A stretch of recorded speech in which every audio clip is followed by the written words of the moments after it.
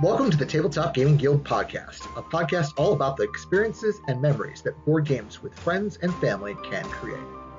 On this episode, James, Nathan, and myself, Dan, will be discussing Take That games. All right, and for the listeners' benefit, this sort of came from our discussion on co-op games. We had an episode where we discussed co-op games, so it seemed like the next most logical place to go was games where you beat each other over the head in one way or another. So like the polar opposite. Although I did, in my list, I was looking more at games that were kind of more indirect. I focus a lot more on games that allow you to undermine the other player rather than necessarily directly attack them. No, mine are all in the face. Like, you attack them and undermine them. I've got examples of both of those, but maybe that's something we can dig into here as we discuss. We'll maybe mention a game and decide, where it sits on that spectrum. I could start with a controversial one, which gets into, like, a genre of whether you consider that Take That or not. That sounds like a great place to start. Yeah. Okay. So one of the games I really started to enjoy playing a lot was Boss Monster. And in Boss Monster, you play as a boss, and you're creating a level, because it's like a video game style game, like 8-bit. And you're trying to create this dungeon level that the heroes have to go through, and your goal is to kill the hero before he gets to you. Once you get 10 souls, you win the game. But in essence, it's actually pretty easy to make sure the hero doesn't make it and collect them. Where the meat of the game comes is the interaction between the two players. And in the game, there's a lot of strategy in when to attack your opponent. If you time things right, you can destroy one of their rooms to make sure the hero goes through and damages them. You can steal the heroes from them. So the main portion of this game, which I thought was a little bit more than Star Realms or Hero Realms, where you're just fighting each other, it's more the actual thing you're doing is really impactful because you actually have very little spell cards in the game. So when you do play them, it is a big sort of take that. You have to time it right, and your timing and the way you interact with that is how you're going to determines whether you win or not. So that gets into the controversial part of whether you consider this a take that game, because it is a 1 to 4 player, but primarily plays best 2. So it is that 2 player head-to-head thing where you're sort of it's already heavy interaction. I wouldn't really consider Star Realms or Hero Realms being take that, or Battle Lore being take that, even though you're playing take that cards. So I don't know, what do you guys feel about Boss Monster be considered a take that game? And I have played this a couple times. Nathan, You've got some experience with this one as well?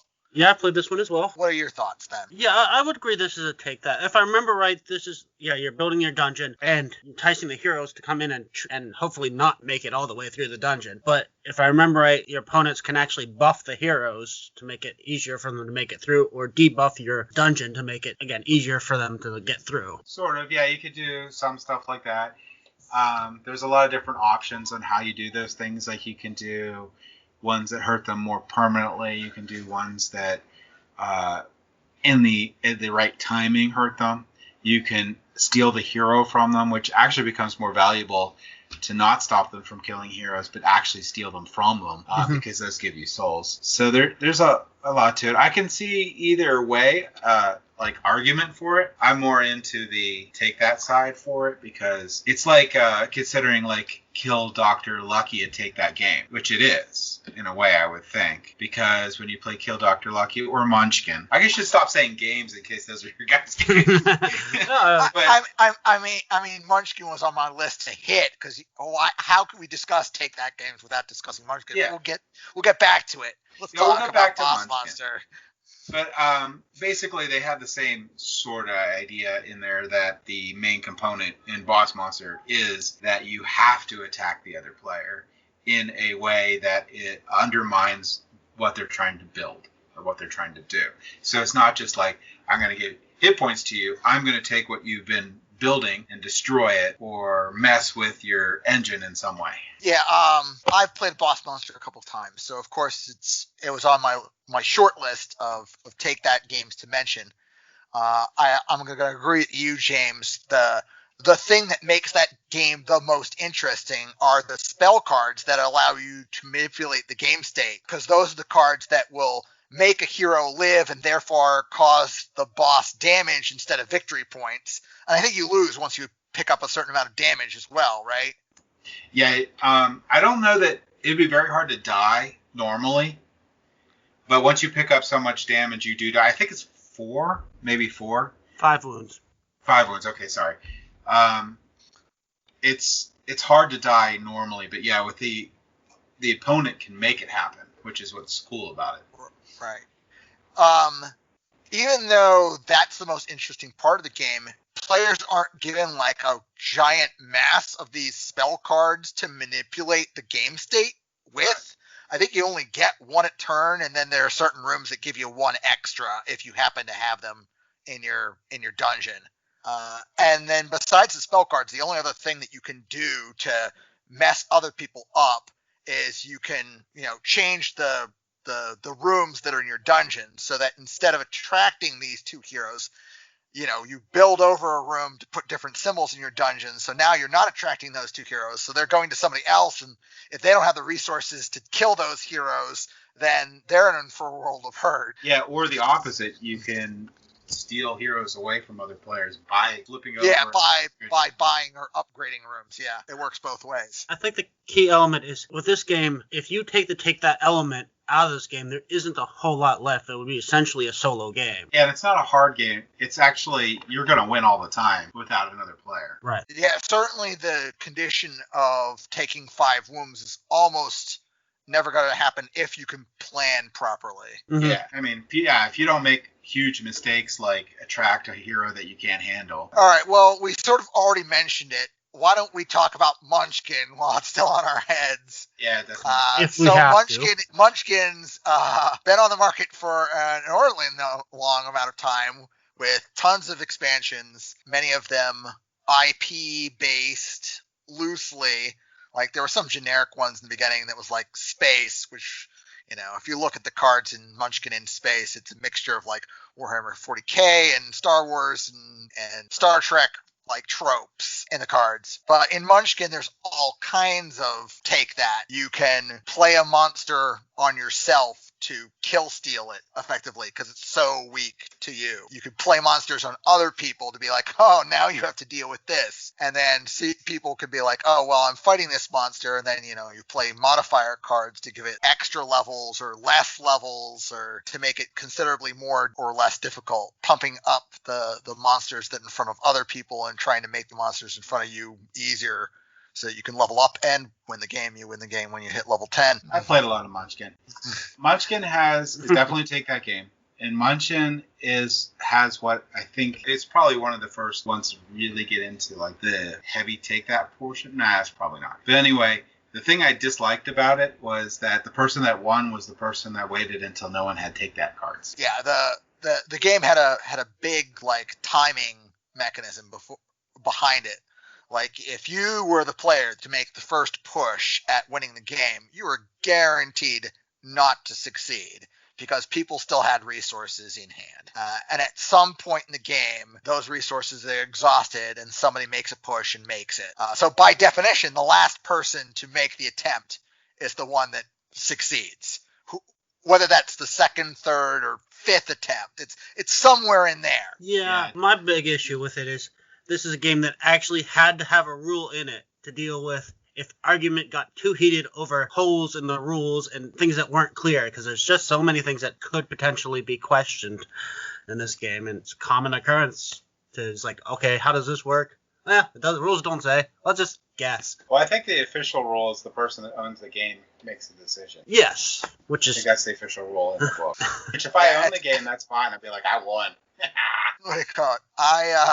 It's been so long since I played Munchkin, I actually don't remember that rule. But, I don't think I have ever, again, it's been so long. I can't say I've never had a rules dispute in a game of Munchkin. It must have happened at least once. And it just shows that Munchkin just shows that people like that sort of game, too. Because, it's been around for a long time. It's sold millions of copies.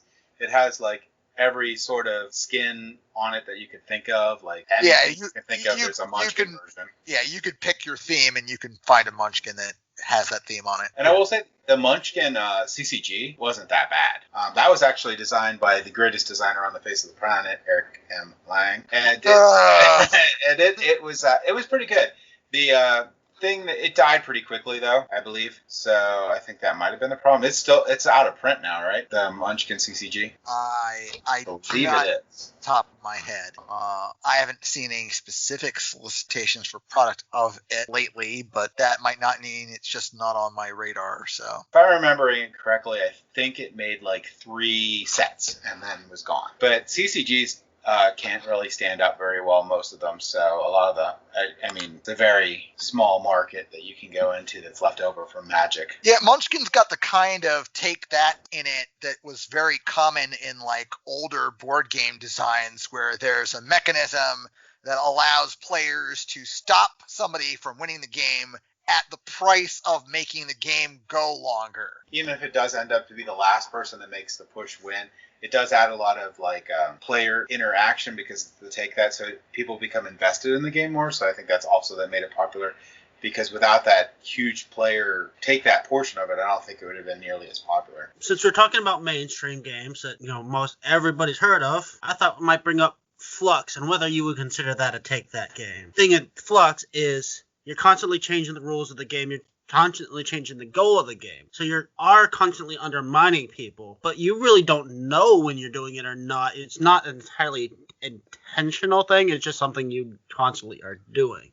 So it's an unintentional take that, I guess you could call it. I'll say I go back to my initial absolutely no. And the reason why I would argue never that it can't be a take that game is because you can't actually interact with the other player in Flux. Unless there's a version where you actually can, you have no interaction with the other player. All you can do is whatever the rules are set for that turn and try. The only interaction you actually have is maybe make sure they don't have the keepers out there so you don't accidentally put the goal out to have them win. It's sort of, in essence, you can consider almost completely solo. There's a little bit where the other players will add different rules in for you, and there's some things that can happen on your turn, like you can reduce someone's hand size down.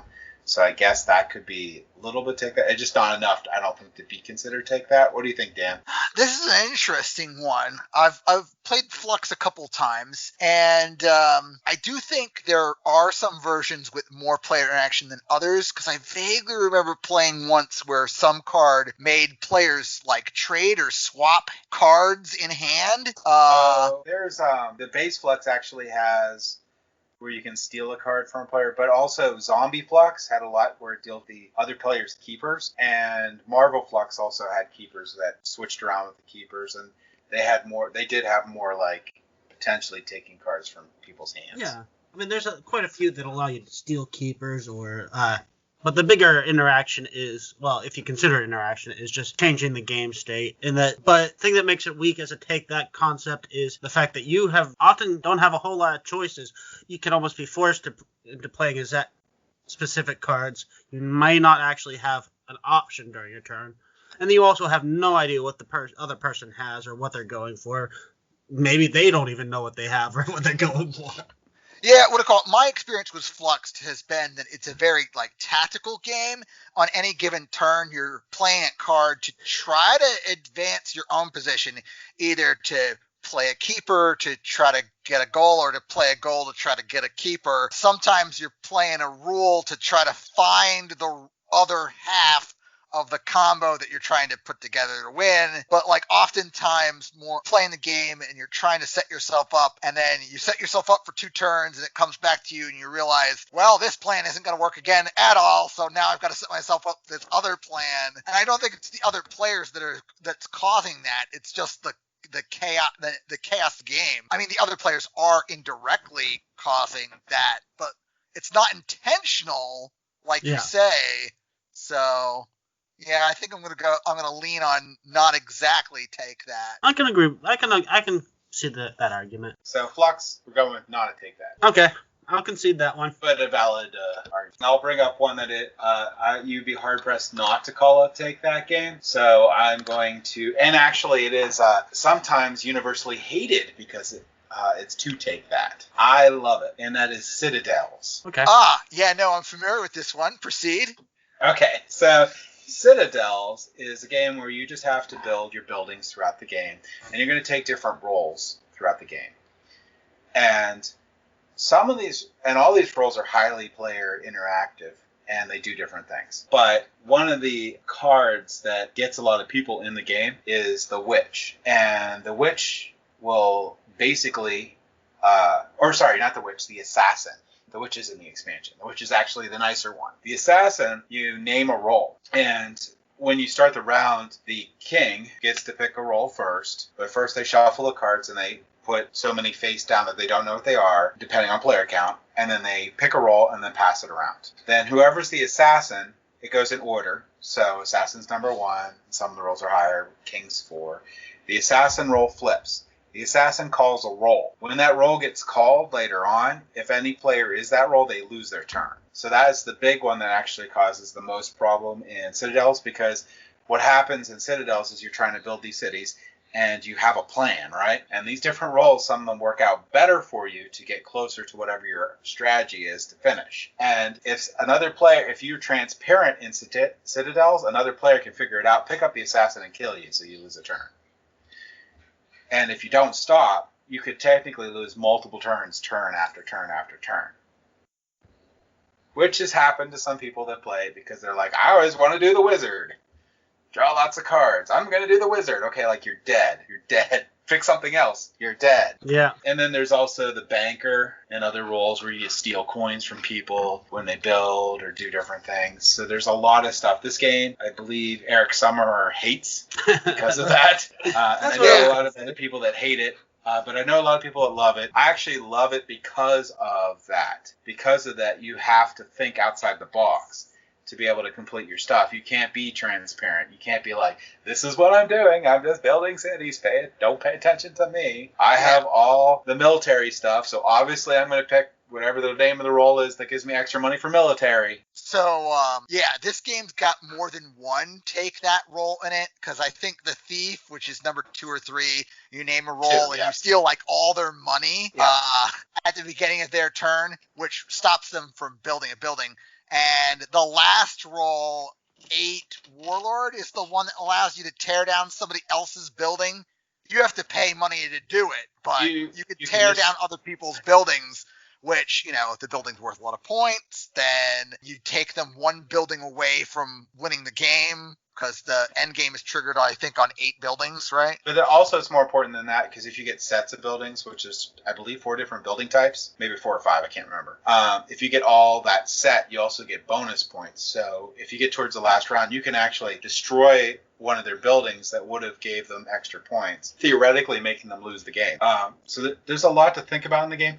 And I have the final edition, at least the newest edition that's out, and each role has 2 different selections. So 3 selections you can pick for each role. And it's lots of customization. So if you have a group that maybe can't handle the assassin, like completely losing the turn, you can use the witch, which they lose half of their turn instead of the whole thing. And I forget what the other one is, but the other one is completely neutered for that end. I mean, there's a whole bunch of different things in it. There's actually 9, at least a 9th role with one of the expansions, and you get all 3 of them in it too. So there's a lot to pick from. There's been quite a few of this style of game with the hidden role card games.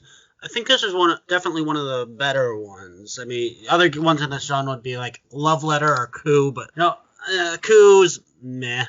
Love Letter is popular, but I didn't think it was all that great. This Citadels, I think, has a lot more game to it. Yeah, you have the 9th. You get the Artisan and the Queen. Yeah, Citadels is interesting because when you choose who to hate, you're choosing a role, not a player. Right. And it is true that new players to this game will gravitate to certain roles that are in the game to the point where they can be predictive, but a little bit of experience, and it doesn't take a lot, just like a couple games, will see them diversify to the point where you don't know who the merchant guy is. But you need to stop the merchant guy this turn. Definitely, and especially if you're looking at someone that might just finish the game, and you're like, oh crap, what's the best way to have him finish it? Well, I'll build 2 buildings, so I'll kill that roll just to make sure that doesn't happen, sort of thing. And it can be quite funny sometimes, like you getting towards the end of the game and you're trying to hit the person who's winning, then it's like, oh wait, this person who's like way behind that I was trying to leave alone is actually the one I accidentally hit instead. Yeah, because you're picking the role, not the person. So yeah, I suppose there could be unintended consequences there too. But it's hard to take it personally because, as you said, it's like you're not picking the player. It's people do though. People do. Well, yeah, you can. They're like, you knew I was gonna pick the king. I know. That's why I said that. Way to telegraph that. So without a doubt, I think this game does have it take that element, but I think it's tempered somewhat. Yeah, and with the being able to pick different roles that you play in the game, so you have 3 ones, so you can pick one of the ones, which is going to be like assassin, witch, and whatever the third one is.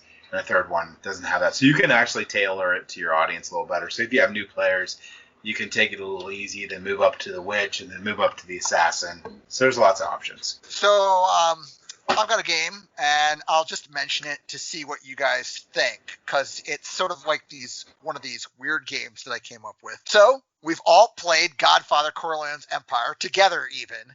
Mm-hmm. And that game has 2 central elements to it. The first element is worker placement. So some worker placement games, the worker placement portion can be extremely tight to the point where you're like ready to strangle somebody if they take the spot that you were going to take. This game also has another mechanism which allows you to complete quests to basically perform hits. These hits eliminate people from the map, which has a significant impact on like the area control scoring that happens at the end of the round. But it also lessens the impact of worker placement because it frees up all those spaces so that everyone can go there again. So is this take that when you whack your opponent's guys or not? I would say the take that element is an arguably small part of the game, but when we play it, not so much small part of the game. So yeah, it depends on how you play it. It can be a lot more take that in some games than it is in others. But that gunning down people is definitely a take that element. I think it's definitely going to be considered a take that. Now I look like at Blood Rage or Rising Sun or even the Ankh coming up. And I don't think those are up to that level, but I definitely think Godfather is, because not only when you do that, it does impact a lot. Like the whole end portion of that round is a major portion of it. So eliminating a player out of a region can shift things around a lot. Mm-hmm. Especially since they have a limited number of workers. Depending on how they played, they might not have a chance to recover because they have nowhere to replace the person you just killed. So there's a lot. I think out of all those games, that the recent Eric M. Lang games, I think that's the most takedown. Yeah, I mean, a lot of his games are more direct combat and area control, less undermining. Yeah, I can see where you guys were talking about where this is, in this game, you're more like undermining people rather than like in Blood Rage, you're literally beating each other over the head with axes. Yeah. So. Yeah, and it's a lot less devastating in Blood Rage to lose a region or whatnot. Because just back in, you guys are just like rotating, like in a queue of death. Doesn't matter. It does. Yeah, and it's it doesn't sting too much in Godfather 2. Because while the area control is a portion of the game, I'm going to say it's probably less than half. Yeah, it does, again, as I said, depend somewhat on your play style. I mean, if you're definitely trying to focus on the area control, it can be really devastating to lose some areas. I think the big thing is the missing out of the bonus, causing someone using that take that to make someone miss out on the bonuses that they could get by having control of the region for the next round. Yeah, that's another element as well. Cool. I think there's enough. There's enough elements in there to make it more on the take that range. So I have another one that's I'm starting with a less direct take that, and I'll get into the more direct stuff. But I want to talk about a game called Guillotine. I wonder if you've heard of this one. Yep, I've played that a couple times. Yeah. The extra cart. We always added more heads to the line whenever we played that. Yeah, so if you don't know Guillotine, it's a very lighthearted take on a very dark theme. So basically you're an executioner and you have a line of nobles and you're trying to manipulate that line of nobles so you get to behead the most disliked nobles and become popular. But you can also manipulate the lines in ways to try to push certain nobles that you don't want to get on somebody else. So Or have them execute an innocent person. Yes, that's true. Yeah, there was a couple copies of a card that was like an innocent peasant that was worth negative points, and the nobles came in like 4 colored suits, and I think there might have been a bonus for collecting all the same suit. Yeah, so there's certain set collection elements. I believe there's something along the lines of, like, if you have the Count and Countess as a pair, you get extra points. That kind of thing. Yeah. But I believe there's also cards that if you get this card, it makes this other card worth less. So yeah, I mean, it's my game about harvesting noble heads. Gotta love it. Yeah, I played this game back in the day before I even really discovered BGG. Even we played it at summer camp and at college, I believe. And yeah, despite the fact that it's a relatively simple game, there's basically just like a card play element. Like there are certain cards that you can play that can manipulate the order of the people in the line. So you can play a card to send a high value person to the front of the line so that you can take their head, and then you could play a card to send somebody from the front of the line to the back of the line. Yep. Or you could play a card to add 3 more cards off the top of the deck to the back of the line. That was the extra card that we always played. We always wanted the rounds to be a little bit longer. Yep. So I have one that is very hard for you guys to argue potentially that it's not a take that. So Citadel's high take that. This also is a high take that game, and that is one of Nathan's favorites still, I believe, and that's Cosmic Encounter. Yeah. So in Cosmic Encounter, you play as highly asymmetric races of aliens, and highly asymmetric. They're completely some of them have like completely game-breaking abilities, some of them don't.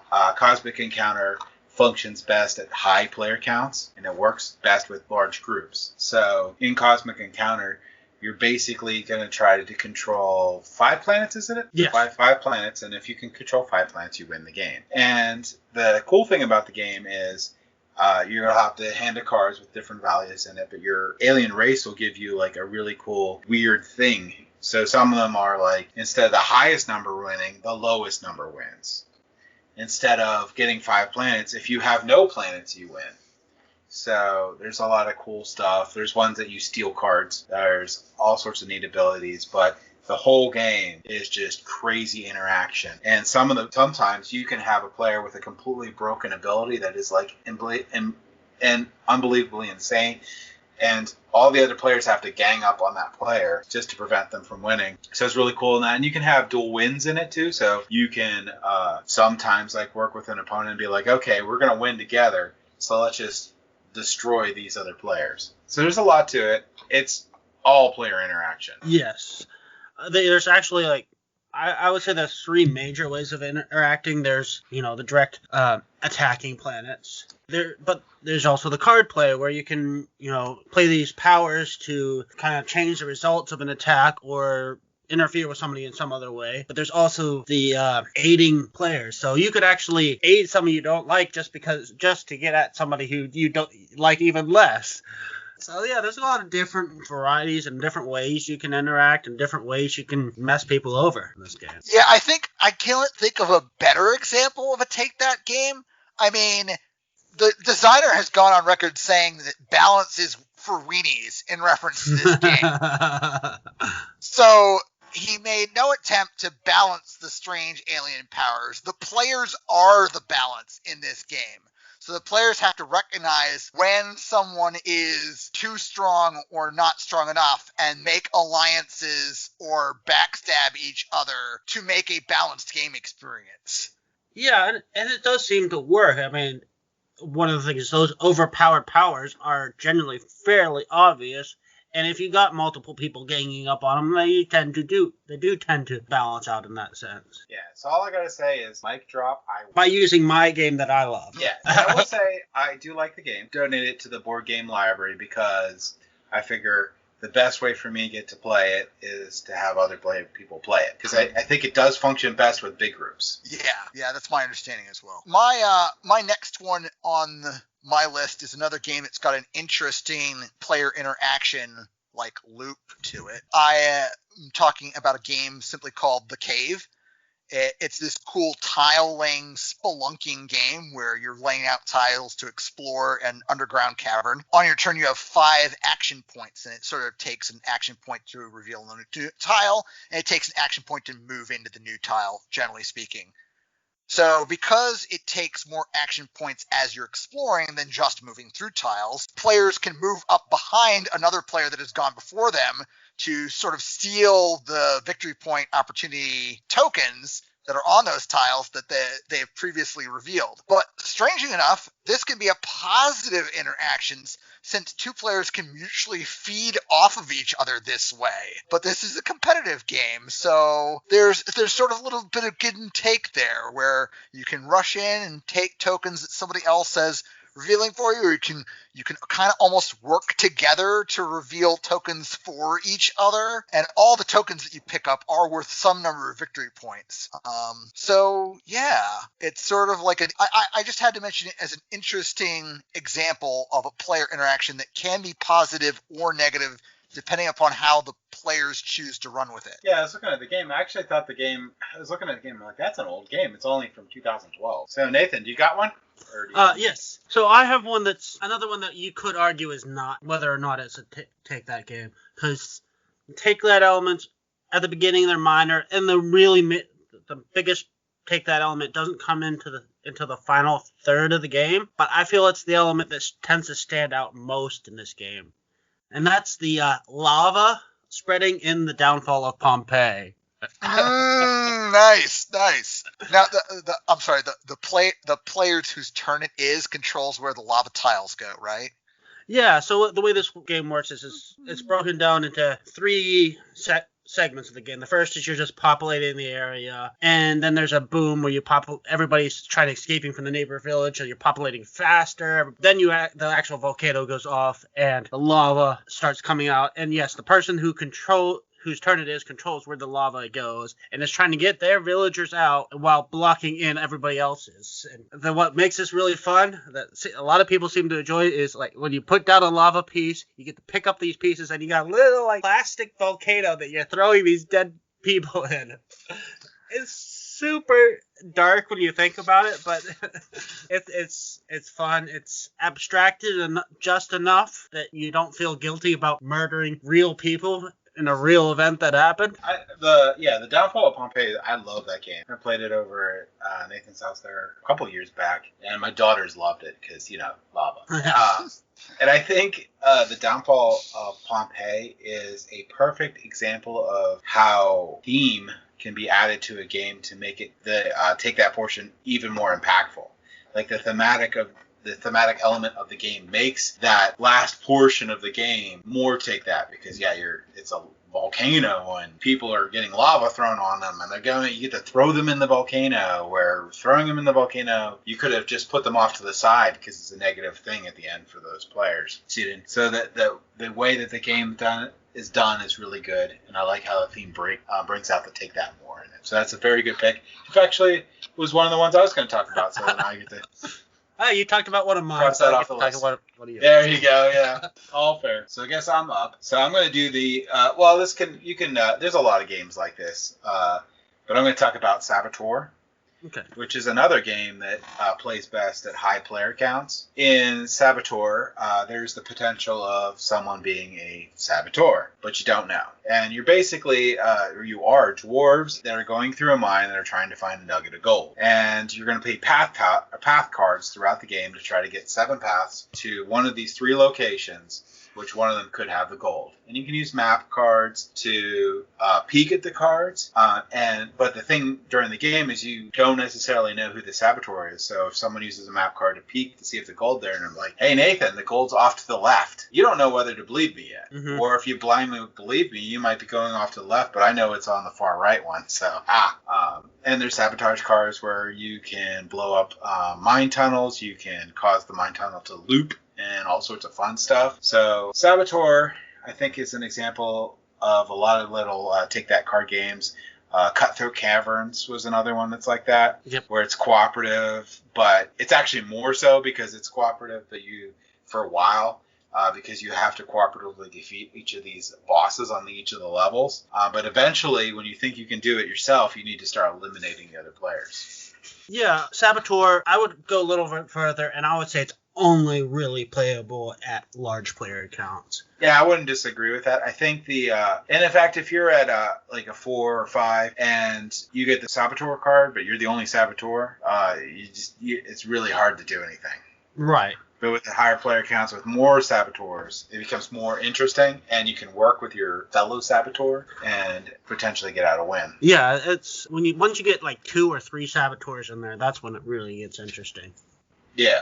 And it can play up to 10 players, and there's very few games that play very well up to 10 players. And you mentioned Cutthroat Caverns, which was another one on my list to talk about. Well, go ahead. You want to talk a little bit about Cutthroat Caverns? Anything beyond what I said, basically? Yeah, basically, Cutthroat Caverns is a little more subtle in the take that, I would say, in that most of the time the take that takes the form of not putting your all into something. So basically, you are going through a series of monsters to get out of this cavern, and the person who gets the final blow is the only one that gets any points. So you're trying to determine, okay, do I hit this guy hard or do I hold back? But if I hold back too much, too early, and somebody dies, well, are we still going to get out without that one person? Maybe, maybe not. So it's like, can I afford my colleague dying? Or do I want him to die? If he's too far ahead, if I get him killed off and I can still get out, I'm all golden. Yeah, it's a good game, and it's had a couple different versions now, and I think there might be a newer one coming out too, or already came out. But it's a pretty fun game. Yeah, it's pretty lighthearted.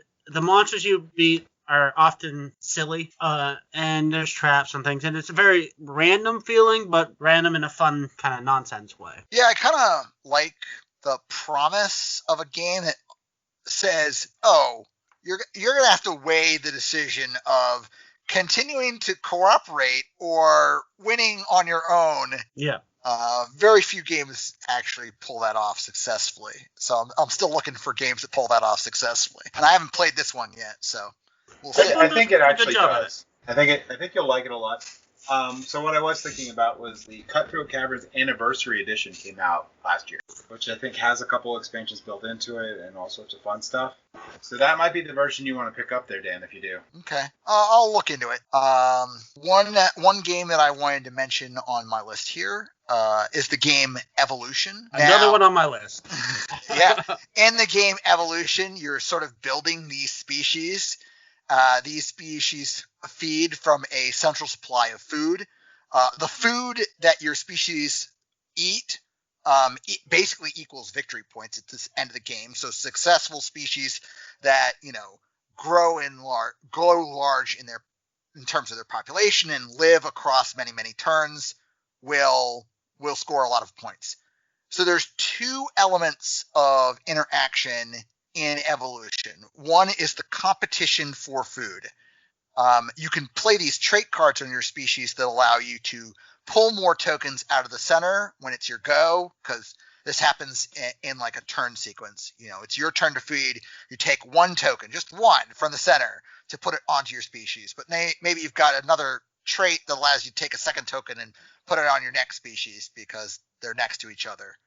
The other element of interaction in this game is the infamous carnivore trait, which turns one of your species into a carnivore that can now hunt other species. So as long as they're big enough and the target species doesn't have, defense traits that say they can't be attacked in one way or another, you can munch on the population of other people's species.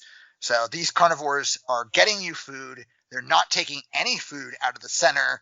They're decreasing the population of your opponent's species.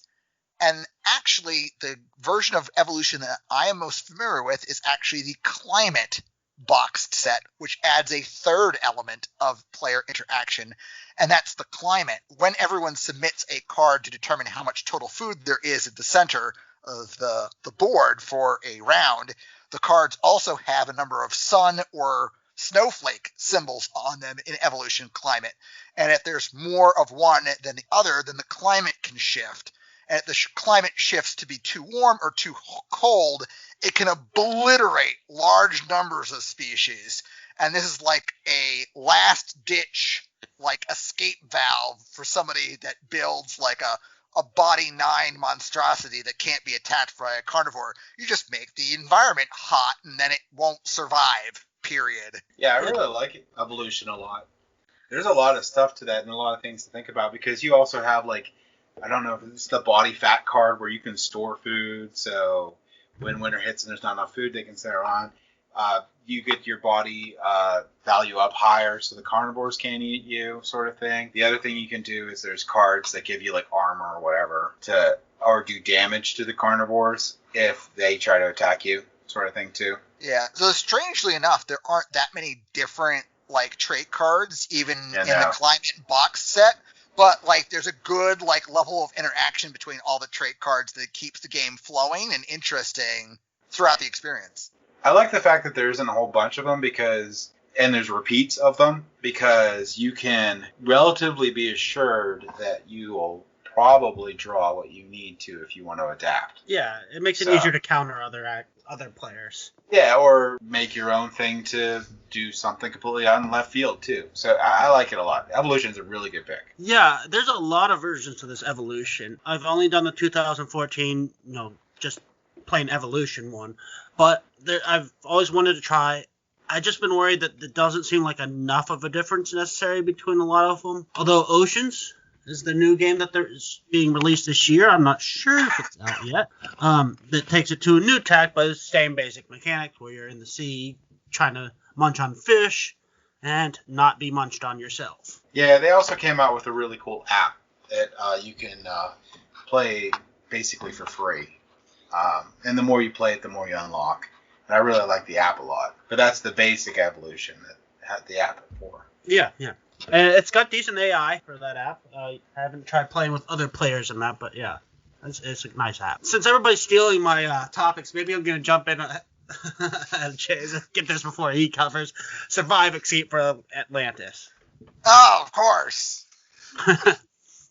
So I've talked about this before on the podcast. It's a really nice, fun, light game where you are on an island, Atlantis, that's slowly sinking. And so each turn you can move your pieces to try to escape, and then you pull off a tile to hopefully, land somebody in water, and hopefully they get eaten by a sea monster or a shark. Meanwhile, you're trying to get to these boats, but if somebody sends a whale into your boat, you sink the boat. So there's many, many ways to, sabotage other players to the point where you're lucky if maybe a third of your people actually get off the island. And I know James has played this, and I believe he enjoyed it quite a bit. Yeah, I like that game a lot. It's really fun being, trying to, fake out the other players to be like, I'm trying to concentrate on this one piece. So this is my high-value piece, right? And the piece I don't care about, I'm just letting swim in the middle of the ocean for a while. But that's actually my high-value piece. Mm-hmm. So there's a lot of really cool stuff to that. I like flipping the tiles and stuff, and then seeing what happens. Yeah, one of the elements I also like is you were saying, each piece has a value on it, but you can only look at those values when you're setting up the game. So even you may not remember halfway through the game where your high value pieces are. So your score at the end of the game is a surprise to even you. Sometimes, yeah. Yeah. Unless you only have one, then you probably know. That raises an interesting, almost meta question in my head. Do you think, the ability of a player to bluff softens or sharpens the take that element in a game? I think it might make it more, soften it because it makes it more palatable because they feel that they have more agency in the game, so they feel they have more control. So the ability to bluff could, even whether it matters or not, just because it's present can take that scene less harsh, because they'll be like, well, I didn't bluff well enough.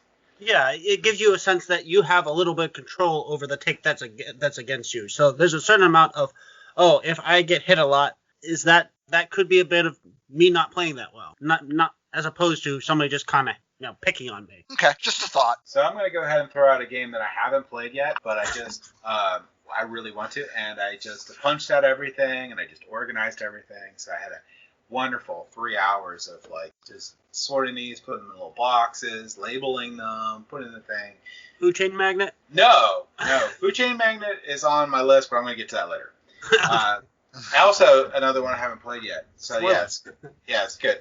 We'll just do Food Chain Magnet, and I'll do the other one. Food Chain Magnet, I really want to play. That's a high player interaction game. Basically, you're playing where you're trying to run like a food chain, and you're competing against other players for billboard space, for street locations, for what products you're selling and stuff like that. And it's a really heavy player interaction because it's very critical on how much money you spent to buy the employees to give you the abilities to put the billboards in places, and where you place them. You can have like Nathan's playing has everything in on burgers right now, but last minute I'm going to go ahead and throw a bunch of beer commercials up all around him.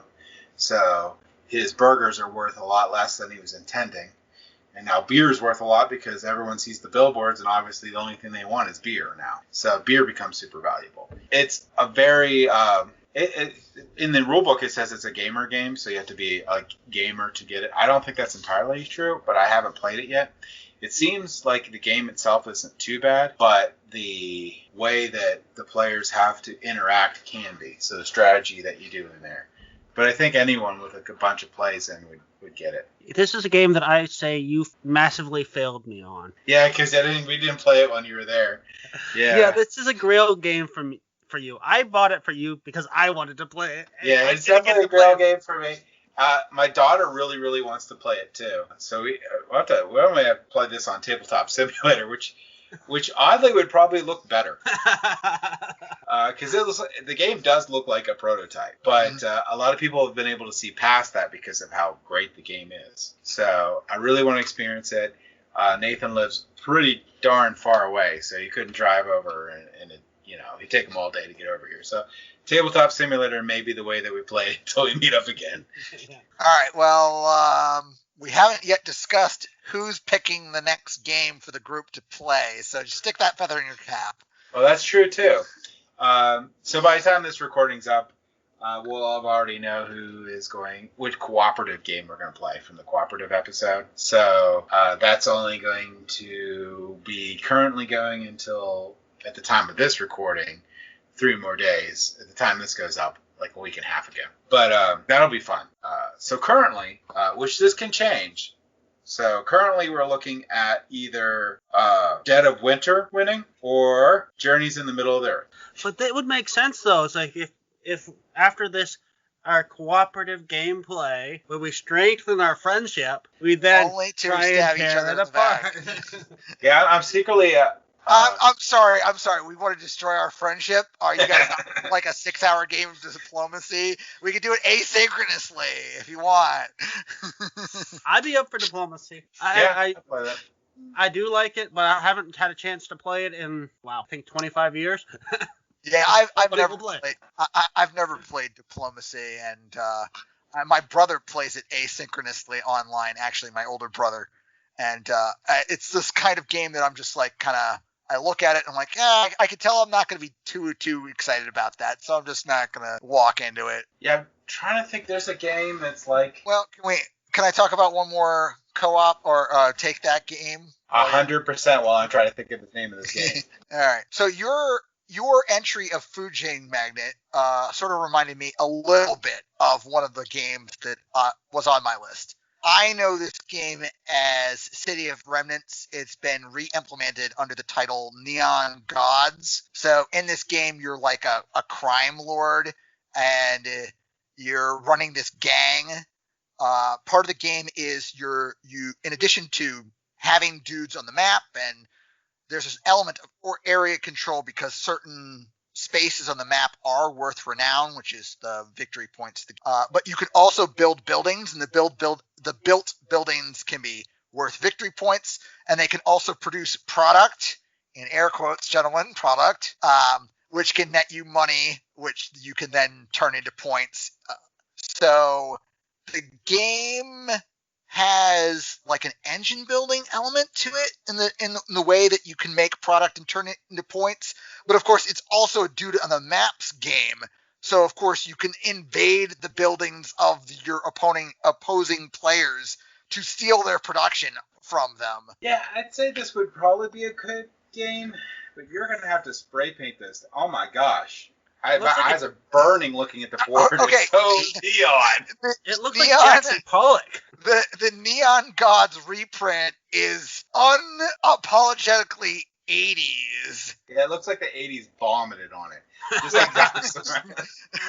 The original City of Remnants print is actually has actually got some very subdued colors on it. I don't know if they changed the game rules at all, or if they just did a thematic retouch. And the Neon Gods, you're in this cyberpunk-esque world, but you're a crime lord trying to edge out the other crime lords. In City of Remnants, you're the leader of a human faction on Earth after it has been conquered by aliens, and you're fighting over the scraps of society, whatever your alien overlords have left for you. So City of Remnants, I definitely like the colors a lot better. Doesn't look like Easter turned up 5 notches. Yeah, I would say it's, a little more subdued. Still not phenomenal art, but it's I can look at it without feeling dizzy. All right, well, always have to toss in one game with a really, really interesting cover. So there's mine. All right, I thought of my game, but I'm going to jump to another one that I really want to play. It is actually similar to Evolution. Mm-hmm. It's another GMT game. Evolution is not a GMT game. This is. It's Dominant Species. Mm-hmm. Okay. So that one seems like Evolution on like the super high level. It's certainly heavier, yeah. Yeah. Yeah. A lot more interaction, a lot more different things, a lot more in the area control, a lot more in the way that you affect your players by your animal abilities and stuff, and the way they adapt, and a lot more of shifting it's almost like a passive-aggressive take that game, because you're adjusting your player board, which will dramatically affect the other player based on your placement on the board. So how you change how you adapt your animal can completely thrash the other player. So one of the big things in this game is it is a lot more abstract than Evolution. So yeah, people do kind of compare it to Evolution a lot just because it's a similar theme, but it's not very similar at all. It's abstracted. It's heavy game. This is a game that lasts 2 to 4, according to BGG, 2 to 4 hours, and I would say it's more towards the 4-hour end. And it's a board game more than Evolution's more of a card game. Yes. Yeah. But there's an interesting element of kind of managing your resources. So the resources are, I believe, like sun, food, grass. I believe water is one of them. And managing which resources are connected to where your species are and what. And they also have like an ice age that'll start, so you got spreading ice throughout, and your species has to adapt to be able to handle that. Yeah, you also that frost coming across, but you also the different tiles there are the environments that are around there, so your animals have to be able to thrive in that environment. If your animal thrives in that environment, you can become dominant, so you put down a different piece. There's lots of different pieces in this game. Yeah. So you can have dominance in areas, and you can score better because of that. You can do different things. You can start to not thrive because you can't handle the climate that's around you, so you can't spread out as well. To be clear, you can't actually take all the areas in the board. You have to pick your strategy. And you can adjust it so you can move around, but you're going to lose a lot because you were one thing and now you're something else, sort of idea. It seems really cool. It's very solid. It's very complete. Plays up to 6 players. This was a game I wanted to try a long while ago. I never pulled the trigger on it myself because whenever I would look at the game, the pictures of the game as it is set up looks extremely abstract because it's all like cubes, discs, cones, wooden bits on this map. Mm-hmm. So all I was thinking about when I was sorting all the cones and stuff was the cones at Dunshire and from just that sort of thing. It was hilarious. But that's basically GMT's games in a nutshell.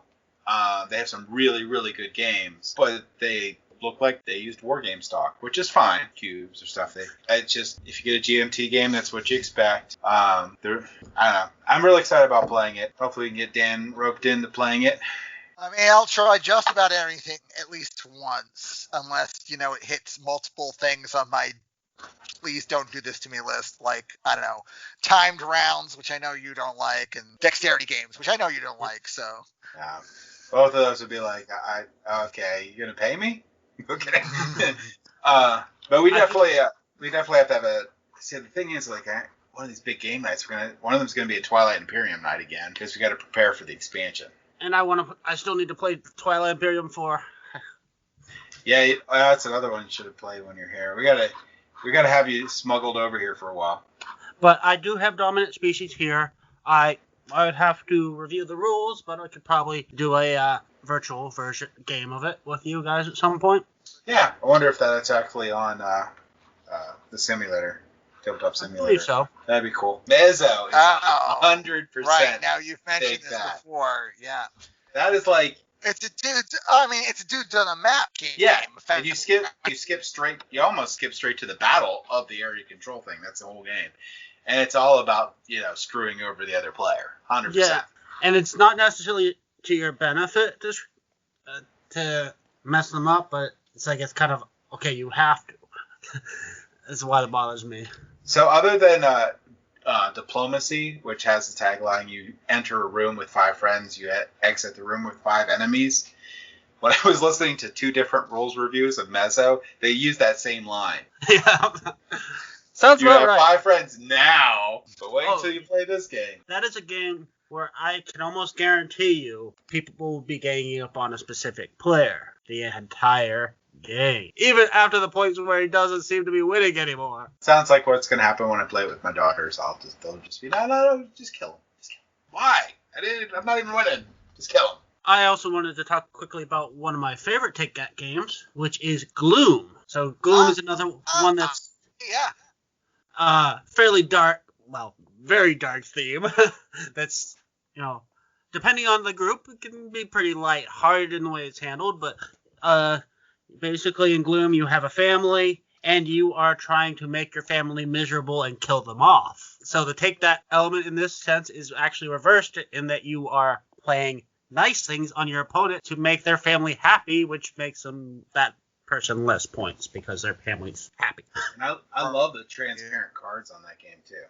Yes. Yeah, actually a pretty awesome implementation of a game material is the transparent cards.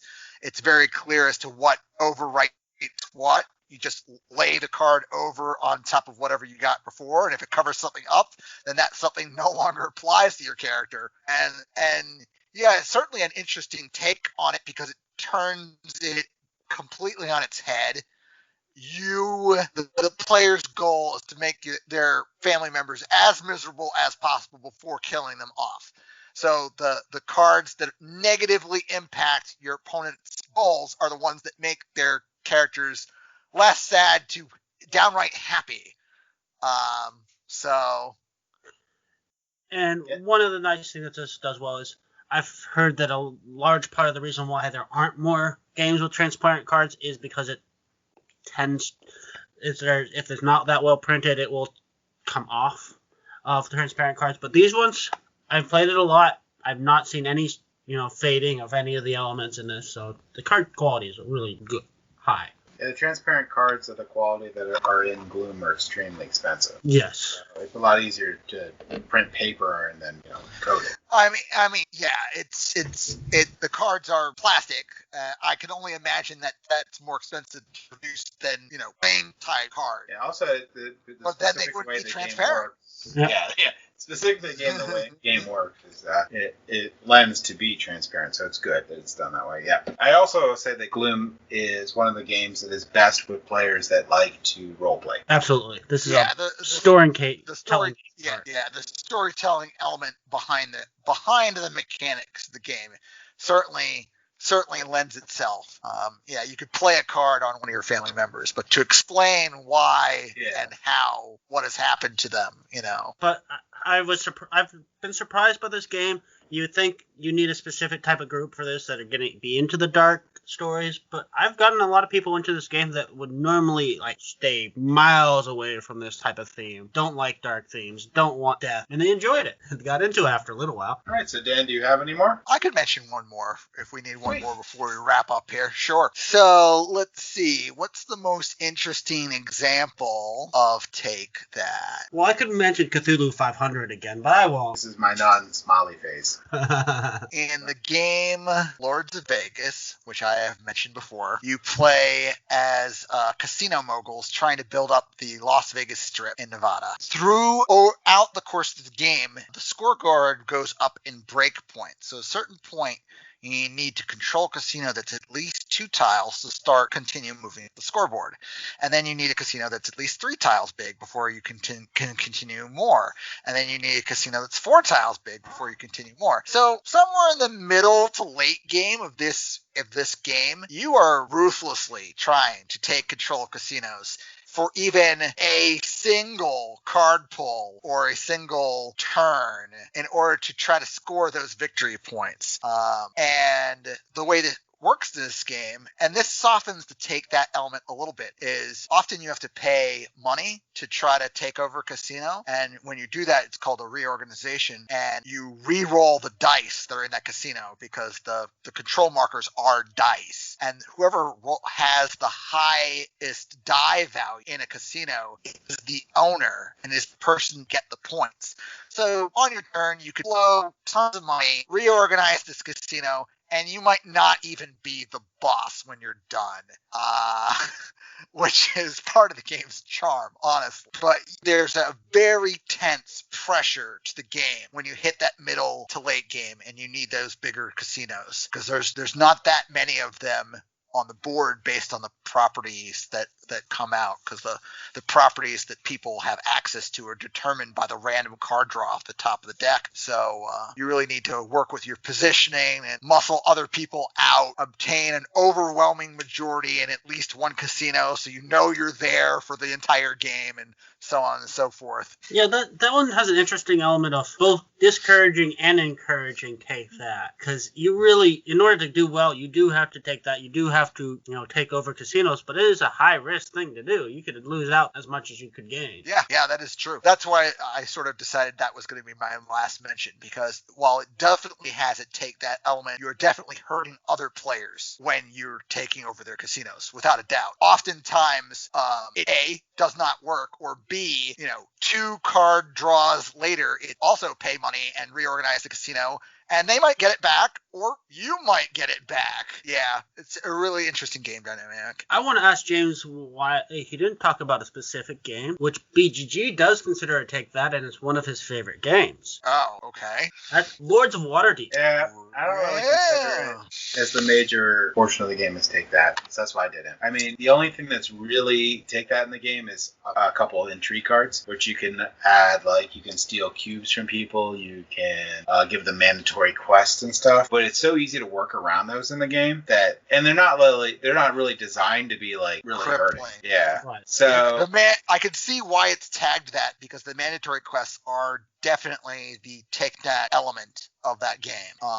But oftentimes they are not a great imposition. You're just converting for less points than you would have got a quest, but more points than if you would have just left the people there. Yeah. They're minor impediments, although, if you hit it, at the very end of the game, the timing when you get a mandatory quest is bad. It can actually have a major impact, but for the most part, minor impact. Yeah, I mean, I've had a game of Lords of Waterdeep where somebody hit me with a mandatory quest, and I had to complete the mandatory quest, and it lost out on 15 to 20 victory points. That was definitely a few.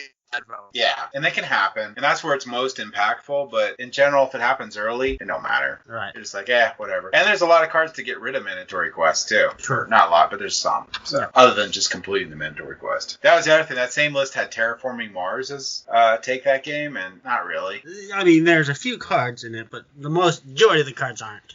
Yeah, and most of the Take That cards in Terraforming Mars aren't worth playing. Right, they're expensive. They don't benefit you a whole lot. Yeah, specifically in Terraforming Mars, you affect other people's resources and or production, but I think almost all of it is plant-based. So, well, the asteroids are plant-based. You can other cards you can sabotage some other productions on them, but those are few and far between the ones that sabotage people's production. There are some cards that will take away titanium and steel and mega credits, but a lot of times those almost cost more to keep the round and play than what you're actually hurting the opponent. Yeah. So, and a lot of times it's a wasted action and it's wasted money. So it's, And the big asteroids having steel or destroying a couple plants from someone doesn't really hurt anyone that much. And the more players that you have in the game, the less likely you're going to want to play these cards, because if it's not benefiting you a whole bunch, you're just hurting one specific player a little bit, it's generally not worth it. Yeah, unless there's a card that can attack all players in a multiplayer scenario, then you're sort of like limited in your options. Yeah. That's true of a lot of different games. I've played, I can tell you how many games I've played. I played 24 games of Terraforming Mars, and 0 of them did it Take That card matter. Yeah. All right, I think that wraps up our take on Take That game.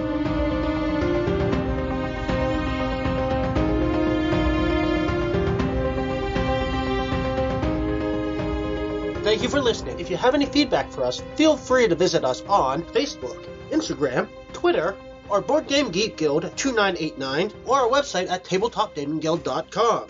And don't forget to like, follow, and or subscribe. Tabletop Gaming Guild is a product of Tabletop Gaming Guild, LLC. All rights reserved.